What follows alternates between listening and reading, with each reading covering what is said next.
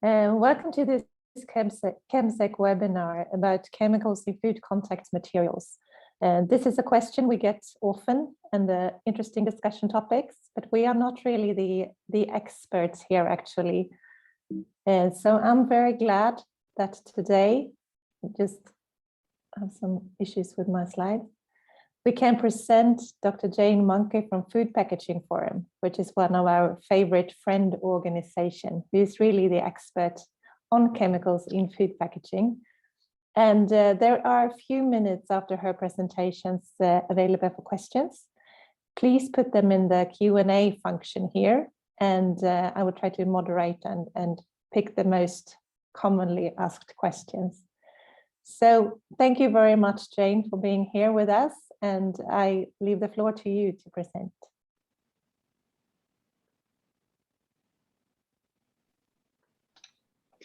Hello, Anna, and thanks so much for the very kind introduction. Thank you to ChemSec for inviting me to exchange some thoughts with you today about food contact materials.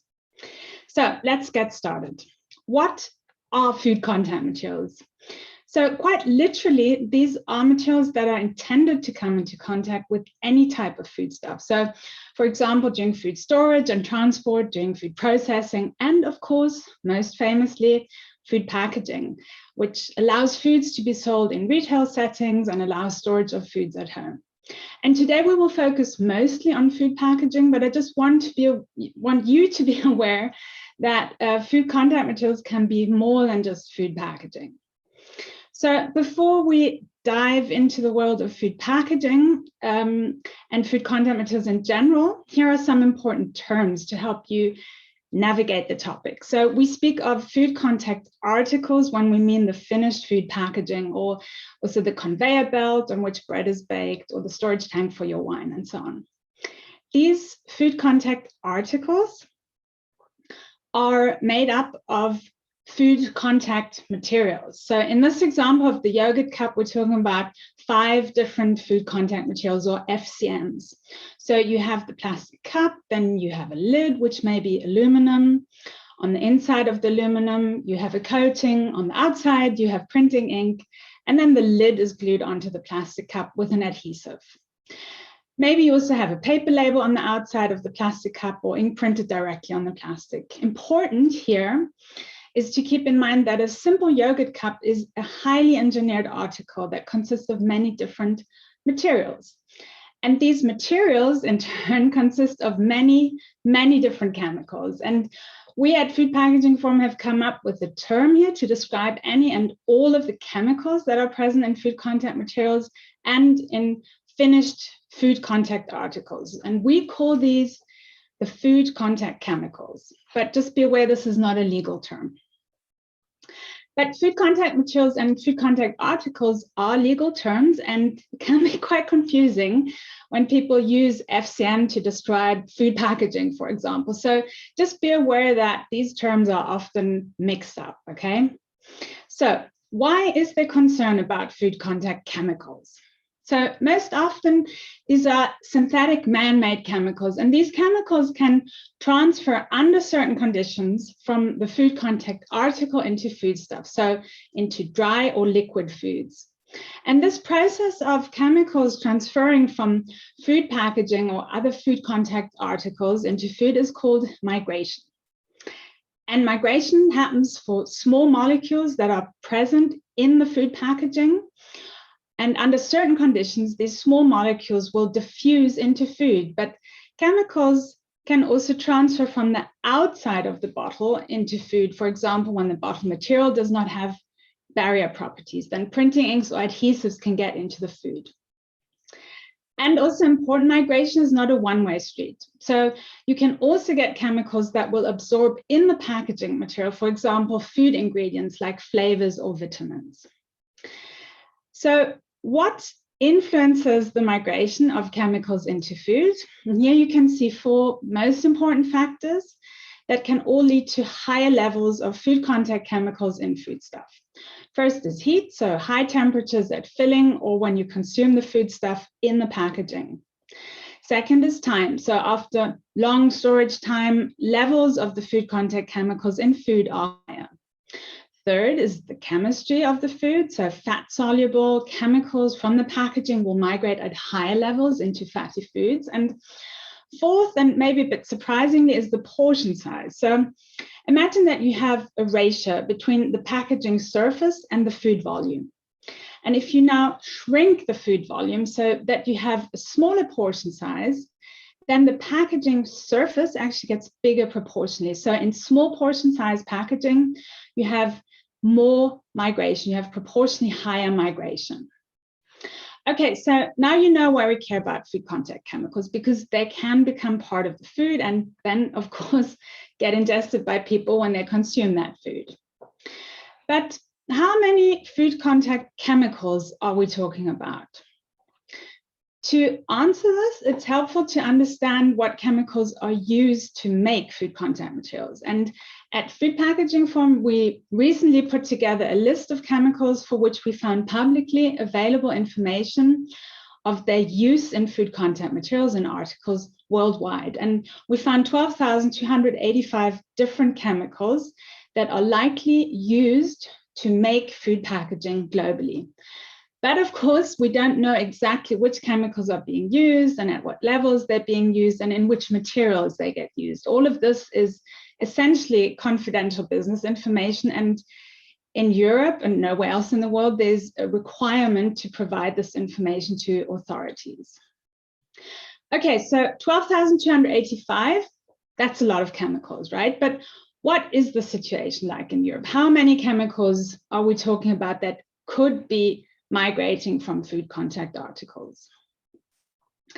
And this is a slide that I copied from Dr. Gregor McCombie, who's an enforcement officer and analytical chemist, and he works on food contact materials. So he estimates in Europe we have about 8,000 substances that are listed for being used in food contact materials, all the different types. And this refers to all member state lists that are available for different types of food contact. Then we have about 1,000 substances that are specifically regulated in the EU. These are mostly the chemicals that are authorized for use in food contact plastics, as this is one of the few materials for which EU-wide harmonized regulation currently exists. We'll get into that a bit more in a sec. But then when we look at the number of chemicals that are effectively controlled or enforced in Europe, we're looking at 100 or more likely less substances. So these are the chemicals for which enforcement regularly carries out measurements in samples that are on the European market. So it's a big gap from around 8,000 chemicals intentionally used to enforcing less than 100 chemicals on a regular basis. But unfortunately, that's not all, because there may be many more chemicals that are potentially migrating from food contact, also on the European market. And these include many unknown chemicals. Why are they in food contact? Why are they unknown? Well, in addition to the intentionally added substances, you also have many non-intentionally added substances that we call NIAs. They're similar to the UVCBs under REACH. They're impurities of the starting substances, but they can also be reaction byproducts that happen during the complex production of the materials, and also breakdown products of the additives, for example. And these substances can be present in a finished food contact article like packaging, and they can migrate under the conditions we discussed previously. And importantly, they're not only unknown to you and me, but most often they're also unknown to the manufacturers of the finished food contact article. So it's really a huge challenge that affects the entire supply chain. Okay, so now you may be thinking, isn't this regulated? Well, let's take a look at how food contact materials are currently regulated in Europe. And the regulation is actually quite complex, but just in a nutshell. So we have the framework regulation that defines 17 different types of food contact materials. So plastic, paper, metal, inks, adhesives, and so on. And the framework regulation also defines the safety for all of these 17 different FCMs. So in Article 3, it says that FCMs shall not transfer their constituents to food in quantities which could endanger human health. So here the fact that chemicals migrate is acknowledged, and migrating chemicals have to be assessed. But then there's EU-wide regulation only for 4 different types of FCMs, specific regulation. And these are plastics and recycled plastics, active and intelligent materials, ceramics, and regenerated cellulose film. For the other 13 FCM types known in the EU, they're either separate regulation by some of the member states, or maybe there's no separate regulation at all. So the rules on food contact materials in Europe are made by the European Commission's Directorate General for Health, DG Sante, and the risk assessment for the chemicals that are authorized in plastics are carried out by EFSA, the European Food Safety Authority. But the enforcement is then the responsibility of each member state, and you can imagine that there are quite large differences across the EU. But at the end of the day, all FCMs, regardless of their material, have to comply with Article 3 of the Framework Regulation. This is the legal definition of safety. So let's take a quick look at that. So it says materials and articles shall be manufactured so that under normal or foreseeable conditions of use, they do not transfer their constituents to food in quantities which could endanger human health. So it's about the quantities. And if you turn this around, then it would mean really that low levels are safe levels. But is that really the case? And based on the available scientific evidence, I would argue that low levels are not automatically safe levels. Why? Well, for 3 main reasons. First of all, low levels may be too low to determine. So we can assume that indeed, thresholds exist for most effects, most likely. But using empirical tools, we cannot determine what these exact thresholds really are. And some of them are really, really low. So it kind of becomes a philosophical exercise. And depending on what your values are, you will either assume that thresholds do exist or that they don't exist. But it's important to understand you cannot show this empirically with science. Second, low levels can be very challenging, if not impossible at times, to enforce. So imagine that you set low thresholds. If you cannot measure these in a real world sample, then these thresholds really become pointless. It's a huge challenge, this chemical analysis. And third, 2 or many lows make one high. We do know that chemicals don't migrate one by one into food, but that many chemicals are present in the so-called overall migrate. And they may be present at individually low levels, but still the whole mixture as such can have an effect, even if the individual chemicals are present below their individual effect threshold. So this is known as mixture toxicity, and I'm sure that you've heard about this challenge before. It's really not unique to food contact materials, but important to mention here. And if you want to learn more about chemicals in food contact materials and some of the other challenges related to that, I invite you to have a look at our Food Packaging Forum video blog. I go into a bit more background information and details here. Okay, so there's a lot to digest. And maybe you're wondering now, is this all, or are there any other challenges? Well, yes, of course, there are a few more challenges that I think you should be aware of. So before we talked about the many, many intentionally added substances that are used to make food contact materials. And in the list that we put together, there are also several known hazardous chemicals that can be intentionally used. And in our opinion, actually, these are chemicals that are best not to be used in food contact materials. And you can find this list on our website.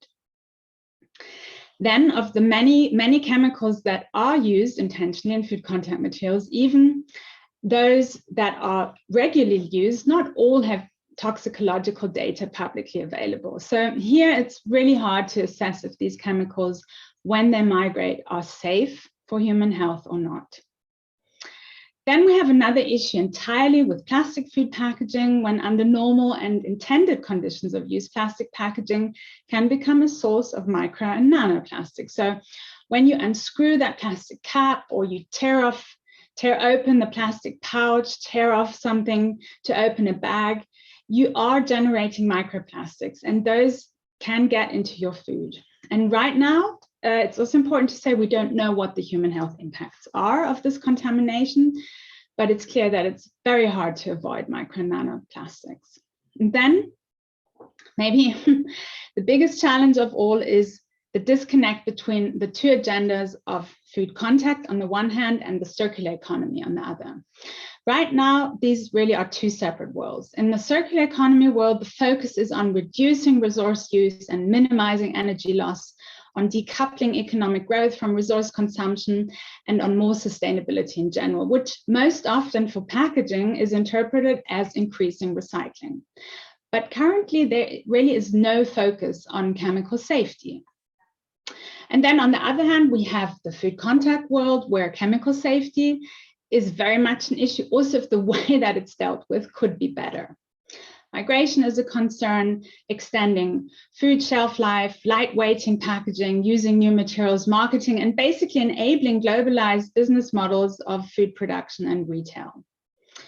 But importantly, these two worlds are not aligning their agendas sufficiently right now. There's a really large disconnect. So we see pledges and requirements for using more recycled content in food packaging, but is this actually feasible to do? Is it smart to do? Are we targeting the right interventions here in this very complex system? So before I get into some of the possible responses to these challenges, I really just quickly want to list some, not all, of the food packaging conundrums as I see them today.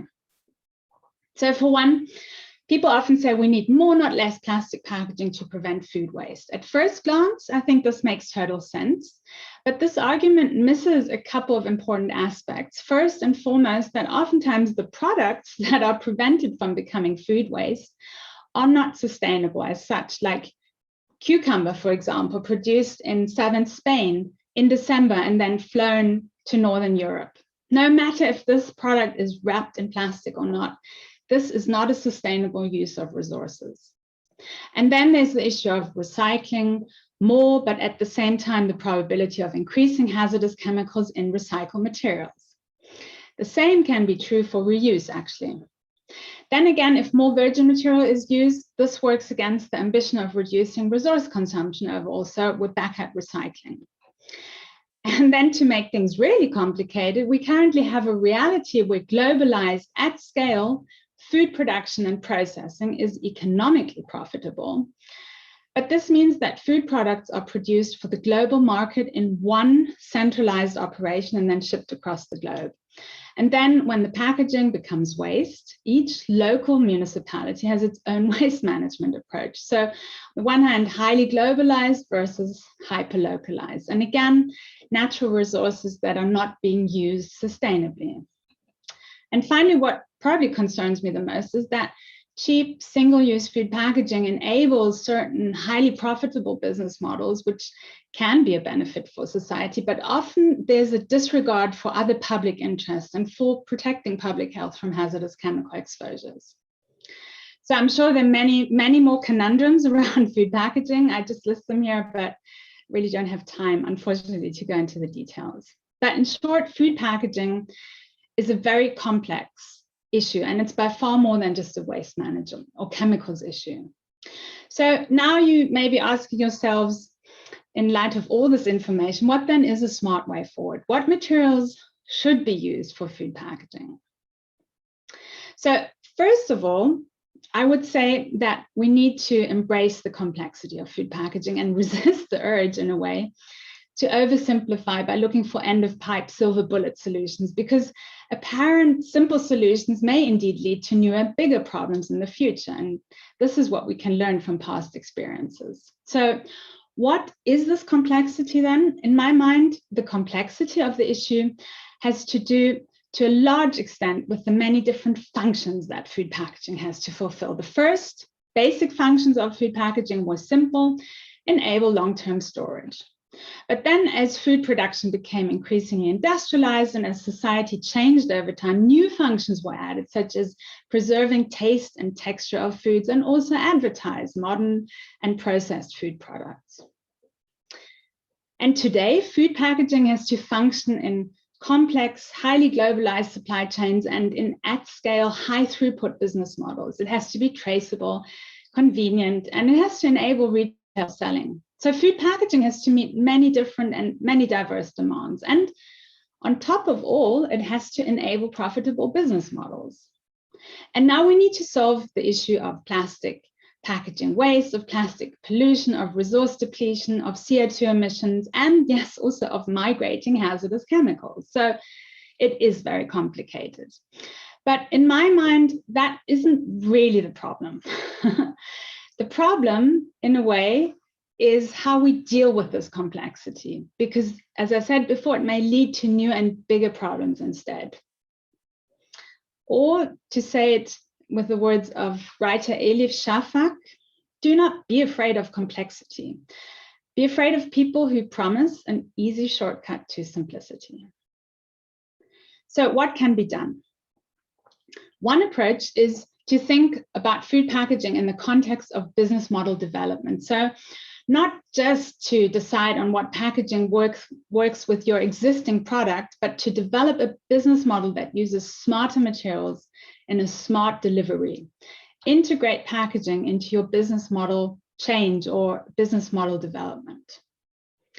And so now you may ask, what actually is smarter packaging material? And this is fairly straightforward. I would say you focus on inert, low migrating materials to reduce exposure to hazardous and unknown, untested chemicals, and to enable reuse of your packaging. And what are the chemicals of concern? The hazardous food contact chemicals that should be avoided.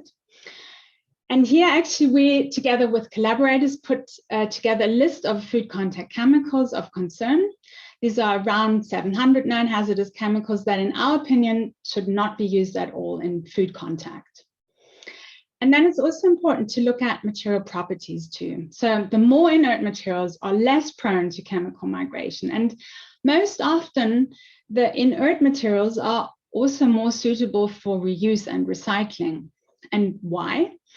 Because migration and inertness is a two-way street. So inert materials also don't absorb chemicals as much. I briefly want to point out that there actually is a relationship between low migrating inert materials and the circular economy. So materials that are more inert also have stronger bonds. And so inert materials are more suitable for reuse and then recycling due to no material property loss during recycling, and also no absorption of contaminants during reuse and recycling. And these materials are also called the permanent materials, and they include glass and metals. But of course, these materials are very energy intense to manufacture, and this leads then to increased CO2 emissions again, which of course is also not good. So you really want to reuse these materials before you then recycle them. So if you want to dive a bit deeper into the material properties and the recycling abilities of common food packaging, I invite you to take a look at our new fact sheets on this topic. And finally, I come to my last point. When you look for the best environmental performance of a food packaging material, you need to factor in more than CO2 emissions or plastic pollution. You need to consider that also important aspects like freshwater use, sustainability of raw material sourcing, recoverability or end of life of your material, and of course, last but not least, the presence, or ideally I should say absence, of chemicals of concern and the overall inertness of a material. And we've actually put this together in this new online tool called the Understanding Packaging Scorecard that I invite you to explore. It's a beta version for now, so send us your feedback, please. And with that, I would like to conclude. So first, it's important to remember that packaging enables business models. So you have to really think holistically when you're working on improving your food packaging type, and end-of-pipe thinking may get you into a lot of trouble later on. Second, it's important to reduce hazardous and also untested chemicals in food packaging. Only then you have truly safe materials and you avoid reputational risks related to these hazardous chemicals. Third, as a rule of thumb, it's good to use inert, low migrating and permanent materials that can be safely reused and that can be recycled endlessly. And last, consider all environmental impacts at the same time and use today's science to make smart decisions. And with that, I would really like to thank my colleagues at the Food Packaging Forum and also our friends at ChemSec. And most of all, I'd like to thank you for your interest, and I'll be happy to discuss further with you. Thank you, Anna. Thank you so much, Jane. That was really interesting and clear, and I learned a lot, even though being a bit close to this field. We have got a few questions, and we have time for a few questions. The first one is, what do you think about moving towards positive lists instead of negative lists when it comes to chemical substances in food contact materials? Yeah, thank you for that question. We actually have positive lists for food contact materials already, namely for plastics. I think part of the challenge here is that when these starting substances to make plastic are assessed, you're actually assessing chemicals that go into a chemical process, and then they are converted most often. Some of them are additives, but a lot of them are actually converted. And so I think here we also need to consider a little bit more what actually is leaching out of the food packaging. And yeah, that makes it a lot more complicated. But I would say positive lists and negative lists of chemicals, and then maybe even positive lists of materials. Thank you very much. You have touched upon it, but there is a question about how to make food contact materials circular. And also cracking, as Chalmers University have done research about. I don't know what that is, if maybe you know. So we were talking about this yesterday, actually. I'm not an expert on the circularity metrics, so forgive me if I say something wrong, but I guess it's really about materials that can actually be recycled or reused more than just a few times. And the challenge here is that right now we're looking at recycling of a lot of non-permanent materials, so plastics and paper, which require addition of virgin materials in order to recycle them, because during the mechanical recycling, they lose their material properties in part. So the strength, for example. And so these are materials that require quite a lot of virgin content, depending on the application. And so every time you have to blend in virgin materials, that of course doesn't work in favor of circularity. I don't know exactly about the second part of that question, Anna. I'm not familiar with the work at Chalmers, unfortunately. I'd love to learn more about it. Okay, thank you. So there's a question if there is anything to look out for to know if there is PFAS in a food package, if there are notable names to watch out for. Oh, okay. I was well, I mean, unfortunately, we can't see PFAS, right? We have to use complex chemical analysis. It's not very easy to do. I am not going to endorse any brands right now because I frankly don't know them, but I suggest that you have a look at the excellent PFAS report that was put out by ChemTrust and Arnica were involved, and I also think Zero Waste Europe. Sorry if I'm leaving someone out right now. I can put a link in the chat, or maybe you can share it later. That's a good report. That's a market report on PFAS in European products. So have a look at that. Thank you very much. So one final question before we stop. Would you say that paper is preferable over plastics in terms of chemicals and food contact materials? That's an easy question. The answer is no. Why? Can you elaborate a little bit? Yeah, I can expand a little bit on that. So paper also contains synthetic chemicals, right? I mean, the raw material is natural. It's a renewable raw material, but a lot of additives are put into paper to give it its functionality. For example, the PFAS, but surfactants and sizing agents, and I don't know, lots of stuff. There's a couple of papers coming out of Denmark from the Danish Technical University that looked at sort of extracts and overall migrate from paper packaging. And of course, when you have recycled content in there, there's quite a lot of chemical migration. Why? Because when we recycle paper and cardboard, we don't split food grade from non-food grade. And the non-food grades paper products often are printed, right? And these printing inks are not food grade. And so when you recycle the paper, you can do some de-inking, you can remove some of those chemicals, but you don't get all of them out. And there's actually been quite a lot of attention towards the so-called mineral oil hydrocarbons. So the MOSH and the MOA are the abbreviations here.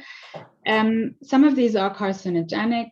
The MOSH haven't really thoroughly been studied toxicologically. These are chemicals, if you look at synthetic man-made compounds in humans that accumulate in the human body, in fatty tissue, you find these in the range of grams. They just accumulate across a lifetime.